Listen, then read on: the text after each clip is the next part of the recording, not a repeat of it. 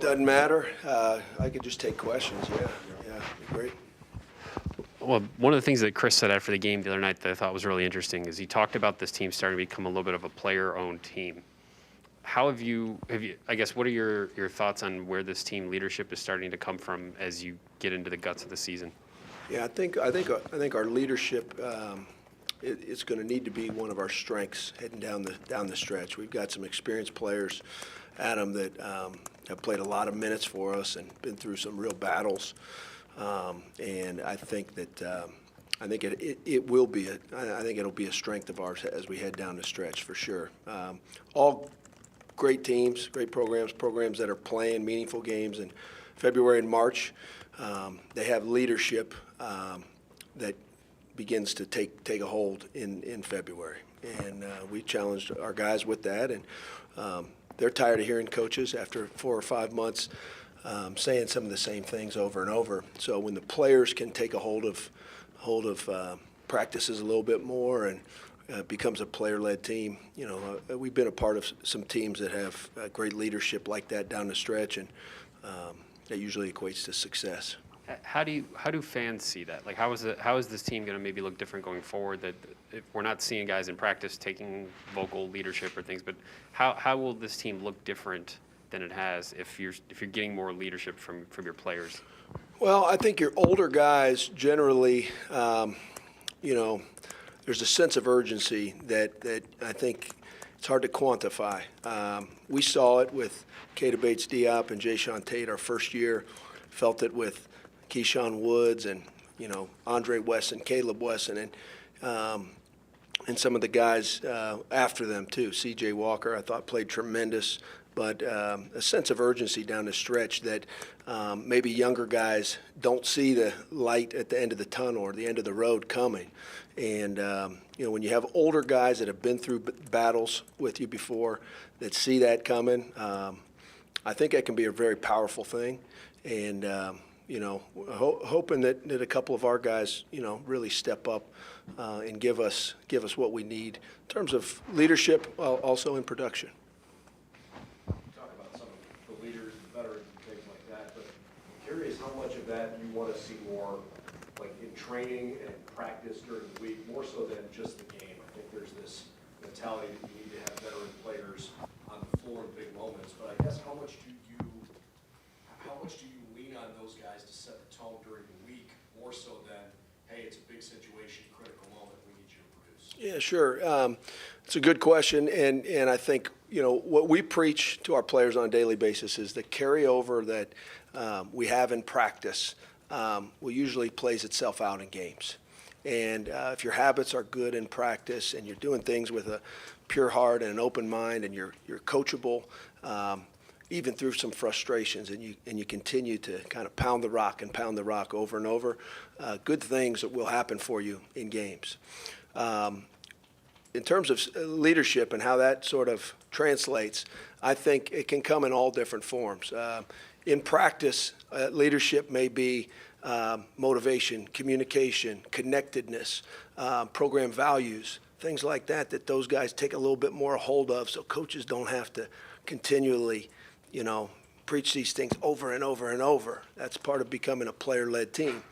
In games, it can play itself out in a lot of different ways. I think, some of the greatest moments that Kyle Young has had have come through his effort, his energy, and some of the things that he brings that may not always translate to a stat sheet. Last year we had a guy, C.J. Walker, his experience, his calm demeanor, being in those moments before, that can calm a team and calm a huddle. And you need all of that, especially when you're going into some of the environments that we're going into on a nightly basis. So it can show itself in a lot of different ways. I hope that answers your question. But I think what it looks like in practice and what it looks like in games can sometimes be a little bit different, but both very, very crucial and both very connected. I'll ask about Zed Key, too, just what you're most proud of with what you've seen from him this year, where he was at the beginning of the preseason to where he is now. Yeah, Zed has come a long way, I think, in a short time. And the exciting part with him is we feel like he's got so much more room for growth as well. I'm most proud of, his coachability, his decisions that he's made as a basketball player and as a competitor on and off the floor that have helped to increase his capacity. He's playing harder for longer stretches. It's not where he wants it to be. It's not where we want it to be yet, but it's headed in the right direction. He's been very coachable. Zed gives us an element of physicality that on both ends of the floor that is absolutely essential, as we all know, in this league. And for a sophomore to be doing that, and I tried to put this in perspective. Jake Diebler had some stats the other day that I thought were really good. He shared, it was just he and I talking, but kind of putting things in perspective a little bit with Zed. And, historically speaking, I would put this crop of big man in the Big Ten up with any year in the history of our conference. And I'm sure that historians would debate that, but the caliber of big men that we are facing and Zed is facing on a nightly basis is elite level. And for a sophomore, not only just a sophomore, but a sophomore big, to be able to answer the bell and provide physicality at his age, I think that's very exciting to see as a coach, because you know what lies ahead. And normally big guys pay their dues for a year or two. Most of them do. Even a guy like Luka Garza, he played a role his freshman year, not a whole lot. He made a jump going into his sophomore and junior year. But, physically speaking, you've got to be in great shape, and you've got to obviously be able to play through contact and absorb some of the blows that are coming your way on a nightly basis. And, just been really proud of Zed and his growth, and more importantly, where he's headed. Speaking of Zed, Kyle, and EJ all had big games against Minnesota last game against those guys, and you guys really dominated on the interior. I'm wondering, how you replicate that again, and if you feel like, the Eric Curry being back for them, big guy inside, might change that at all in this second game. For sure. Eric Curry's a big key for their team on both sides of the basketball, not only with his size and physicality, but his experience as well. He's been there. He's played in Big Ten battles. I know he's battled injuries throughout his career. Seems like a wonderful kid. Saw an interview with him the other day, and I know he's faced a lot of adversity, and his team has sort of rallied around him to an extent. So what he brings their team, it changes the look of their team. They're not a particularly deep team, and you lose a guy like that, and I think that hurt them from an energy standpoint, from a physicality standpoint, and from a depth standpoint. But with him back, it's a really different look on the interior. We'll have to be ready to match his effort, and we also know that they're going to be reminded that we did have our way with them in the first game in the paint, and that's something that we have to earn on a nightly basis. So regardless of what happened in a previous game or last game or 2 weeks ago, whatever, what is going to matter is the team that is the most desperate team, the hungrier team, the team that refuses to be denied in the paint. That's a team that's going to be in a good position to win the game tomorrow night. I also wanted to ask about Eugene, because obviously he had his first career start the other night, and offensively he's not asked to create a bunch of shots or anything like that for you guys right now. But I just wondered your impressions of his first start, and maybe what he can do more of maybe for you guys on that end too. Well, it was. For Eugene, him coming off of the injury and then being inserted in the starting lineup, I think it's a testament to the confidence that Coach Holtman has in him and the level of importance that he has to our team and our program, and he does. Eugene Brown has come a long way as a sophomore. From the beginning of the season, he's really improved, and I think he's found a real niche within our program. And it's something that this team needs, what he brings to the table. So really proud of the way he responded. I think the thing with Gene is, as much as any player we have in our program, he's comfortable in his own skin. He knows who he is. He knows how he can help our team. He plays to those strengths. He does those things really well.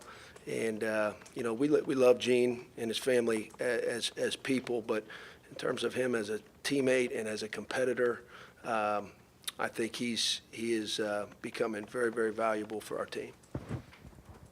When it comes to recruiting bigs, obviously, whether it's Zed or Felix coming up, but is that physicality, is that versatility, is that something that you want to see at the high school level, or is it something that you can kind of project when you see a guy at the high school level? Yeah, I think with big guys, you have to look through a lens, a developmental lens that you can't, I believe this, that you can't pass final judgment on them when they're juniors or seniors in high school. You're not looking at a finished product. Not that you are with guards, but I think with bigs, they have so much more growth in terms of their body, their physicality, their weight, their strength, and that stuff becomes really, really important in college. So can you project that? Like, did we know Zed Key liked contact, physical contact, and lived at the free throw line and was physical and an active rebounder? Yes, we did. We knew that there was room for growth with his body and his athleticism and things like that, for sure. And when you look at a guy, like you mentioned, like Felix, totally different circumstance there, but you're also looking at a guy that has only been playing basketball for a few years. And you begin to take that into account as well. Some of the cultural changes he's had and, different schools that he's been at and things like that. So, I think each is probably its own separate case, but you're able to know early on, is this a guy that's going to be more of a banger, more of an athlete, more of a hybrid forward, a versatile guy? And I think as coaches, we try to piece those together. You don't want to have two of the same guy, so to speak. In our league, you're going to have a physical guy or two, for sure. And I think you guys know our program, how much we value versatility from our forwards, ability to step inside, play inside, and step out as well. So I don't know, hopefully that answers With your versatility, question. is that something that, it may depend on the kind of big that you're getting, but, when they come in, is there kind of a set plan or like a set, okay, we want this forward to get a little bit more playmaking ability or offensively to be more important in the backcourt, things like that. Is that something that you guys have a plan for? Can you project that out, even if the big may not show that at the high school level? For sure. I think you're thinking, you're thinking through a lens of what do we see this guy developing as? And that's, we recruit with certain things in mind, but you never approach it with a closed mind either, because certainly guys change throughout their career. Caleb Wesson, I can't tell you that we thought he would take 106 threes his junior year when I watched him play as a freshman. But to his credit, he worked at his body. He worked with our strength coach, who did a tremendous job in the weight room with him, and he worked on his game and expanded his versatility. So I think you have to keep an open mind with it. We're always trying to improve our players' versatility. That's important here, but never to the extent that you're trying to fit a round peg through a square hole. Ryan, when Cedric got here, obviously an offensive guy, so I imagine you were working with him a bit, but played at a different level than what he had in the Big Ten. What was kind of your initial approach or your initial thoughts of his game once you got to kind of work with him up close? Yeah, that's a good question, because Cedric, the first time we met was right when school started this fall, and so that's tough. It's tough from a player standpoint, because he's going to be thrown into a new culture, a new system, new terminology, new expectations, new standards. And, we were able to tell some of those things on film, obviously. You're able, with the amount of film available and the people that we talked to, I think we knew what we were getting from a player standpoint. But when you get them here, you learn about them. And I think we tried to learn as much as we could in a short time. To his credit, it hasn't been flawless for him. We all know that. And maybe what he envisioned at some point when he walked in the door, and but that's normal. You can say that probably about every guy on our roster. But what I've been impressed with is his maturity and his ability to respond to the adversity. And I don't know what his freshman year was like, how much adversity he faced at Louisiana, but I know that he faced some here early on, and I know that he's responded the right way with maturity. He's been very coachable, and we told him that early on. He's going to get coached, and we have expectations for him as we do all players, but he's responded the right way, and I think that's enabled him to see what you're seeing. He's going to hopefully be playing his best basketball down the stretch, and he's going to be an important piece to our puzzle, and he's got to keep working and continue to get better. I think that's the mindset that we always have as coaches is we believe that our players and our teams, continue to grow and get better in February and into March, and that's something that can separate you down the stretch. Coach Holtman mentioned on the radio today that he's played a big part in some of the biggest wins, the Duke game this past weekend. What enables him to be big in those moments or give you those moments in big games, I guess? Yeah, he's, we did learn this early on about him, and you can't always tell this in practice, but he's not fazed by the moment at all. Cedric is not, and if you've watched us play, I think you've seen that. Some of the shots he's made in the games he's made them, he's been crucial. There's certain games we would not have won without him, absolutely. So I think that's probably at the top of my thoughts there in responding to your question is I think, the fact that he's not fazed by the stage or the moment at all, I think has enabled him to do some of the things that he's done. And, you're talking about an older guy that's played a lot of minutes at the college level and, excited about, what lies ahead for him. When a guy like Malachi struggles for a lot of the night trying to get his shot and get to that right hand, and then you see him hit the one dribble jumper to kind of seal the game, what does that do for a coaching staff to see that out of a freshman who did struggle for most of the night and then can just pull that out of his pocket there?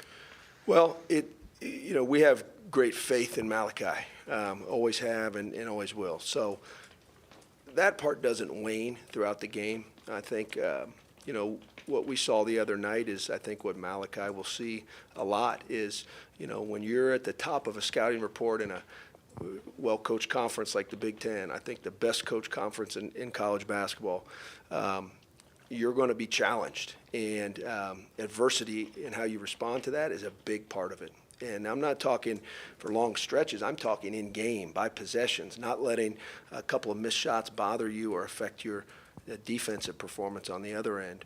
And we challenged Malachi, but to his credit, he really responded in the moment.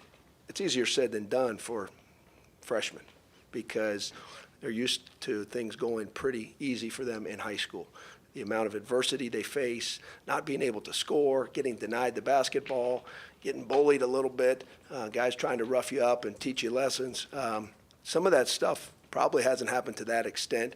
And to his credit, he really responded in the moment. He's a competitor. The thing I think we all have to remember about Malachi and all freshmen, and I'd put Michi into this category as well, is there's a process here that takes place, and what he's going through is normal. And facing adversity as a freshman is very normal. And we try to remind them of that, normalizing the struggle, so to speak. And there is a struggle, and the path to greatness for teams and for individuals isn't always smooth sailing. So proud of him and how he responded, the fact that he could come back and have a couple really big plays, important plays down the stretch for us on Saturday was really important for us.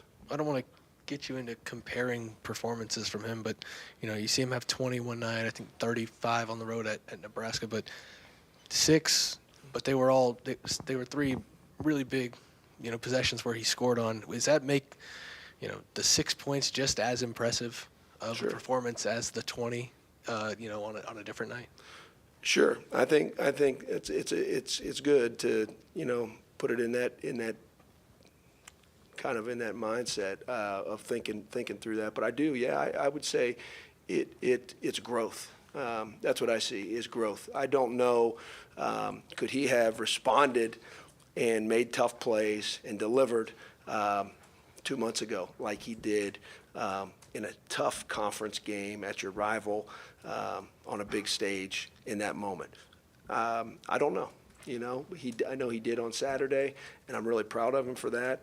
But what I see in that is I see growth, and it's incremental. There's steps to this, but he's really responded the right way. He's a tremendous kid. I think you guys have got to know him, know that he is a high-level human being. He comes from a great family. He's been raised the right way, and they don't want us to take it easy on him either. His family is telling us, hold him accountable, keep coaching him hard. They don't want it easy for him. So when you have that from a family, it makes your job as a coach a lot easier because, you're pushing him to be his best with the backing of his family. Ryan, I saw after the game a few days ago at Michigan, just Chris Holtmann talking a lot about E.J. Liddell and how he should be in the National Player of the Year conversation, Conference Player of the Year conversation.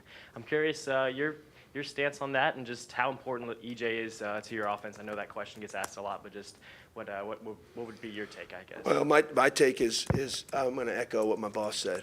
I'm probably going to echo what my boss said in most cases anyways.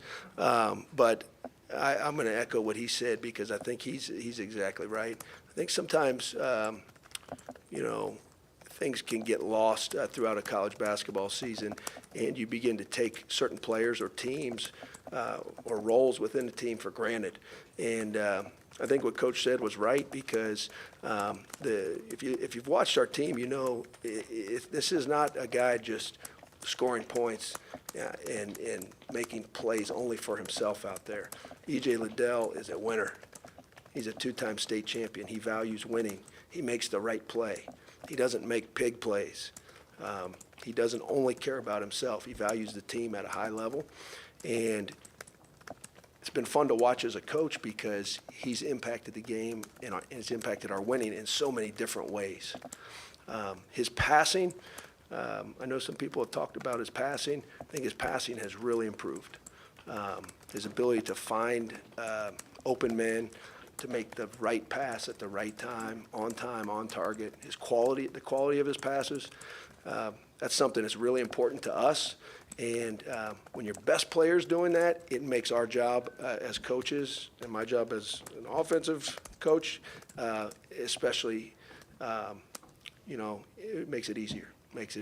And it's especially important when it's your best player. So, we value E.J. at the highest level in the locker room, on the floor, and around our campus. But he's much more than just a scorer. And, we know that, and that's why we try to play through him in a lot of different ways. So he's been great, and it's been a joy to watch him. Gotcha. And another one of you guys I wanted to ask about was Joey Brunk. Yep. And last week we got to talk to him. We found out about his lawyer background and whatnot. Took the Yeah. LSAT over the weekend. How do you see maybe his meticulous side to him, how his intelligence and whatnot maybe translate to the court, and the way he gives you in his minutes? Yeah, for sure. So Joey has had to be very resourceful, I think, this year, and I think that's a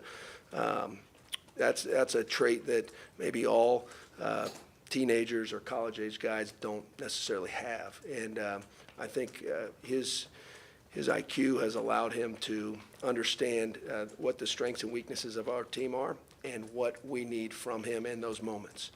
And he has provided them. He has been an A-plus teammate. He is a tremendous kid. And we've got a long history with him, as you all know, and he and his family. And he's been a great teammate. And so those things, I think, the fact that he's able to kind of connect those dots and realize this is how I can help this team. And I'm sure there's nights where it's not as many minutes as he wants or as many shots as he would want, but he doesn't blink. He hasn't flinched at all, and I give him full credit for that because it takes maturity, intelligence, and an ability to kind of see how he fits within the team dynamic.